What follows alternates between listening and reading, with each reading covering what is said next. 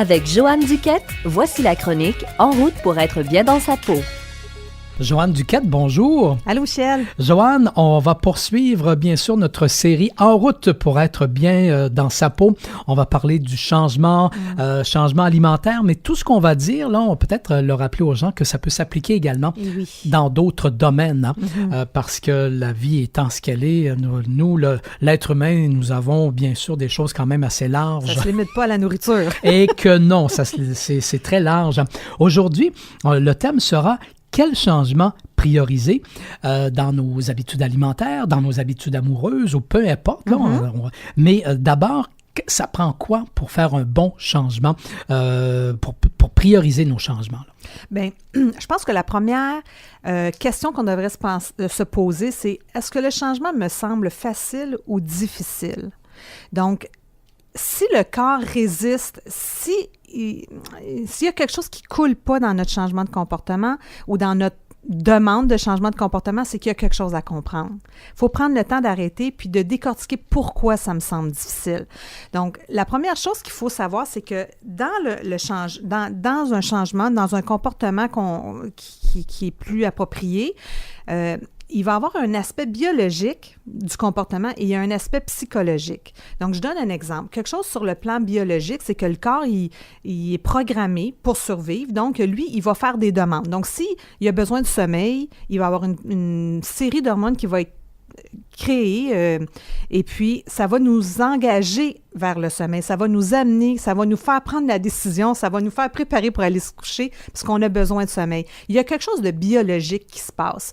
Et ça se passe aussi pour plein d'autres choses. Donc, si, exemple, on ne fait pas assez d'exercice, biologiquement, il y a quelque chose qui fait que l'énergie n'est pas disponible. C'est la même chose pour l'alimentation. Je pourrais donner plein d'exemples parce que ça s'applique à tout. Oui. C'est tellement fort la production hormonale puis l'impact que ça nous crée que parfois, on veut changer des choses que le corps n'est pas prêt à changer. Ah bon? Donc, si, mettons, je donne un exemple, juste mettons avec le sucre. Oui. Donc, si on se dit, ben moi, à partir de maintenant, je décide que je ne vais plus manger de sucre, ben vous allez rencontrer votre mur parce que ça va être très difficile. Parce que le corps, il a besoin d'un peu de sucre pour garder son équilibre. Et il y a aussi le fait que, socialement, on en a tellement mangé de sucre que notre corps a créé une dépendance, puis quand on veut le sevrer, ben il résiste. Parce qu'il est habitué, lui, dans son équilibre, d'en avoir, même si c'est pas bon pour lui. Donc, il va créer un mouvement, une pression pour qu'on ait le goût d'une sucrerie, pour qu'on ait le goût d'en manger plus ou avoir le goût de sucrer un peu plus nos repas. Et là, on va voir les annonces à la télévision, là, pour nous montrer des gros beignes sucrés fourrés à la fraise. Et là, notre cerveau, là, il est fou, puis il nous dit « Va-t'en au magasin, ça presse! » Oh là là, c'est épouvantable! Donc, ça donne un indice de comment le biologique est fort. Oui. Donc, quand on n'en tient pas compte, c'est sûr que c'est difficile de changer, mais quand on peut le mesurer puis le rentrer dans la balance, c'est un jeu de mots, là, mais de le rentrer dans l'équation, ça change la donne. On va se sentir moins coupable, on va mieux comprendre comment notre corps réagit, puis on va être plus disposé à l'aider à changer un petit peu à la fois. Donc, ça, c'est vraiment un aspect important au niveau biologique. Après, il y a l'aspect psychologique. Donc, le corps a développé avec le temps des comportements. Puis ces comportements-là, ils ont une raison d'être. Ils se sont mis en place pour venir pallier une situation émotive quelconque ou à son environnement. On a créé une autoroute avec nos comportements. On n'était pas heureux, il s'est passé quelque chose à un moment donné. On a ouvert le frigo pour manger, bien, on a compensé.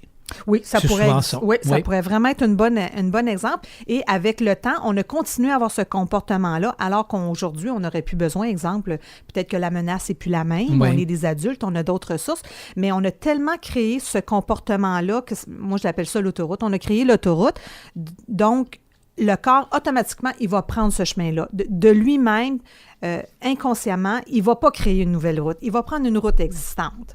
Donc, pour changer de route, il faut éveiller la conscience de qu'est-ce qui fait là mon comportement?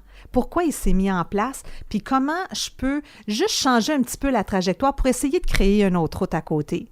Donc, il faut regarder quand c'est difficile, il y a deux composantes. Il y a l'aspect biologique puis il y a l'aspect psychologique qu'on peut nous aider à vraiment décortiquer la problématique puis de se faire un plan d'attaque qui va être beaucoup plus réaliste puis moins souffrant. Ben, je comprends. Parce que là, c'est ça, on parle des changements à prioriser, mais est-ce que aussi, Joanne, il y a tout le dialogue authentique qu'on peut avoir avec soi-même dans tout ça pour bien prioriser qu'est-ce qu'on veut changer? Oui. Bien, le corps, il est fait pour survivre de façon intuitive. Mais l'être humain, ce qu'on a développé en cours de route, c'est notre cerveau, notre capacité d'être conscient de ce qu'on fait. On n'a pas besoin de réfléchir pour respirer. Par contre, si on y pense, on peut la contrôler, on peut l'influencer, on peut la modeler, notre respiration. Donc, il y a des choses qui sont là de base de façon intuitive, automatique, mais il y a aussi tout l'aspect qui est conscient, qu'on prend le temps de s'arrêter et d'observer notre état, de faire des parallèles avec, quand je prends le temps d'aller prendre ma marche, comment je me sens après? Oui. C'est quoi la sensation qui me reste dans mon corps? Si je ne prends pas le temps pour ramasser les bienfaits ou la notion de sensation dans mon corps, je perds du matériel. Donc, développer ce dialogue authentique avec soi, c'est de faire des corrélations, de faire des liens. Quand je mange du sucre, comment je me sens après? Est-ce que je me sens mieux ou je me sens moins bien? Donc, c'est sûr qu'à la longue, en développant cette conscience-là, puis en étant vraiment authentique avec soi, ça nous donne un matériel, une base tellement forte pour changer les choses que c'est comme... tu sais, je dis, quand on commence à développer la conscience, on ne peut plus s'en débarrasser parce que c'est un mécanisme qu'on a développé et ça nous sert vraiment très bien. Et en conclusion? En conclusion, bien, premièrement, il faut vraiment se demander si le comportement est difficile, pourquoi? Pourquoi il est difficile? Est-ce qu'il y a une cause biologique? Est-ce qu'il y a une cause psychologique? Quand on a fait ça, on peut désamorcer le processus en tout petits segments. Donc, au lieu de changer quelque chose de gros, de le diviser en micro-petits mouvements et de les intégrer un à la fois. D'accord, c'est l'ensemble des petits gestes. Là, c'est l'ensemble des petits gestes, puis de commencer par ce qui est plus facile. Parce que quand c'est facile, c'est parce que le corps nous dit « je suis prêt à changer ». Donc, c'est ça qu'il faut trouver. C'est quand le corps ne résiste pas, c'est parce qu'il est prêt à recevoir le changement, puis là, c'est le temps de le faire. Bien, merci beaucoup, Joanne Duquette. On reprend tout ça la semaine prochaine. C'est vraiment très intéressant. Merci. Merci, Michel.